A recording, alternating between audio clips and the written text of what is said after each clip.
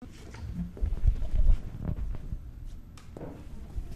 is a program called CapZeyeZ Live. We do nothing but Texas music, and sometimes it's spur of the moment Texas music. And you know what? Ain't nothing better for Texas music than spur of the moment. 2 blocks away, block away, I understand. Yeah, something like that. Very good, very good. Kenneth Brian has played on our show at least a couple times in the past, and we're always playing Kenneth Brian videos. So if you've ever watched CapZeyeZ, I'm sure you've seen some David Bowie maybe, or maybe some Cocaine Towns Van Zandt, Johnny Cash thing, or maybe some of the great songs from your last CD. And you came here from Nashville, pretty much? Yeah, I came down here to play Hank Williams Sr. in a theater production down here at Zachary Scott. And we ended up liking it so much down here, we ended up staying for, hell, it's been a year and a half or something. And we're fixing to go back, man. Going back to Nashville on Wednesday. And God bless Texas! I told him he could go back to Nashville as long as he promised to come back to Austin, Texas, and play on a regular basis. So we got too many people down here we're going to miss. So we got a lot of family down here.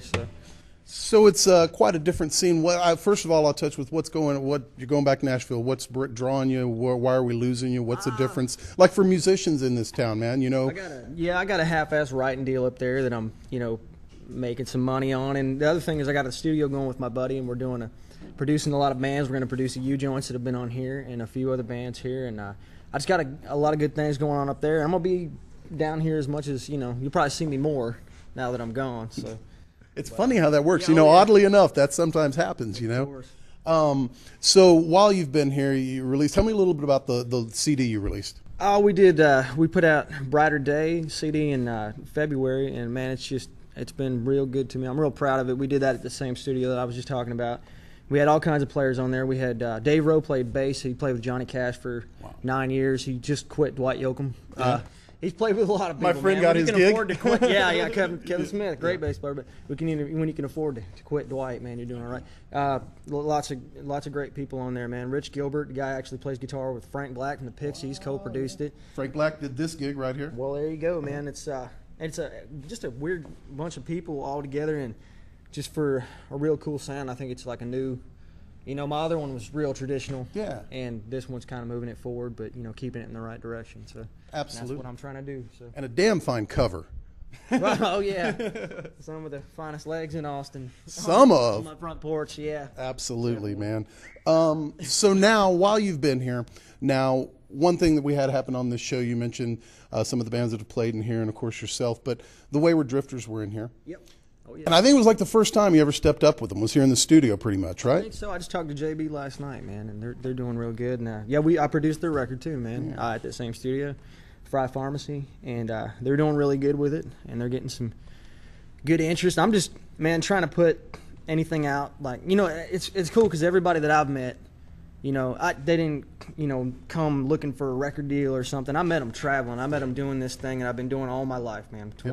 26, and I never graduated high school or anything. I've been on the road since I was 15, 16, for real, And all these people that I want to put out, like the Weary Boys and, Tom, everybody that's around here doing it that's, man, you don't meet people that aren't for real when you're when you're doing things right. So I want to get a lot of people that need distribution out there.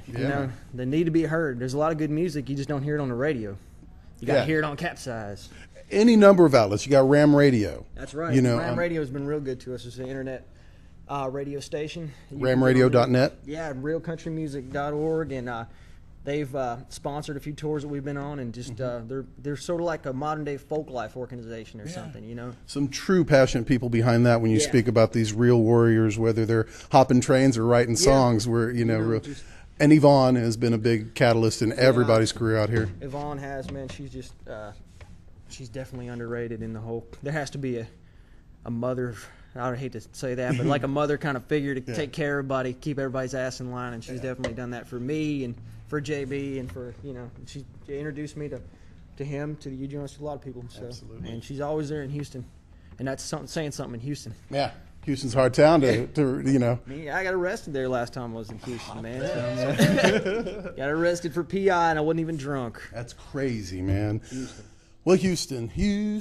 Yeah, that's right. You got me going. That's one of those damn songs that get stuck in your head for a week. That's right. Well, so you used to do a lot of gigs, and you probably, I don't know what you're going to be faced with when you get back there, but like on the internet, I recently saw like this 3-hour gig that they recorded, I think, while you were out on the road and shared with fans and everything. How does that feel like you just playing all sorts of songs and all night long? Man, I just, I just grew up doing that. I grew up playing guitar with a lot of guys down in North Florida where I'm from, and I just had those picking parties, where that's where you do. You just play for 3-4 hours and get drunk and have a good time and whatever else you're into, and everybody, and then so I was used to doing that. And then when I moved up to Nashville, I played on Lower Broadway, and a lot of people don't know about Lower Broadway down there, but it's where you go down there. It's where the Ryman is, where the Grand Ole Opry used to be when it was good, and right in front of that's a street, Broadway. And those clubs down there are, 24 hours a day or all night long. Right. And it's 4 or 5 hour shifts, no breaks. Don't tell the union, but no breaks, man. So when I got into town, I was lucky enough to land a Saturday night spot down there, and had to learn how to, use different people every night and get that foot going, to get the drummer going, and if another singer comes in, you get him on stage real quick so you can, hit the can or whatever, and get right back on stage. And but man, 4 or 5 hours is no breaks for tips. Yeah. So you got to keep people in there. They're there trying to see Travis Tritt eating a hot dog. God dang, man. And so. Wow. So that's a hard gig, man. So you paying dues and writing original music and producing talent that is playing from the heart. Yeah, so much love to what you're doing, man. Thanks, man. Trying to do it all, I guess. I thank you for money. Yeah, exactly. I thank you for popping in to do this thing, man. This is really cool. Proud, man. How do you feel, by the way, just real quickly on the whole internet issues? I'm a lot of fans approach me for Kenneth Brian music over the internet. How do you feel about that? I think it's great. I think right now is a great time with technology and everything the way it is, because a lot of bands can make they can make waves. Whereas 10 or 15 years, an independent band couldn't get out there and get heard. Yeah, man. And now you can, and it's making some serious waves because they're feeling it, not just in music or record companies as a whole are feeling it, major labels. And people, there's independent bands out there that got their own record out. They're selling 15,000 records, Exactly. And I think it's a great time. It's kind of like when the phonograph was invented or something, Yeah.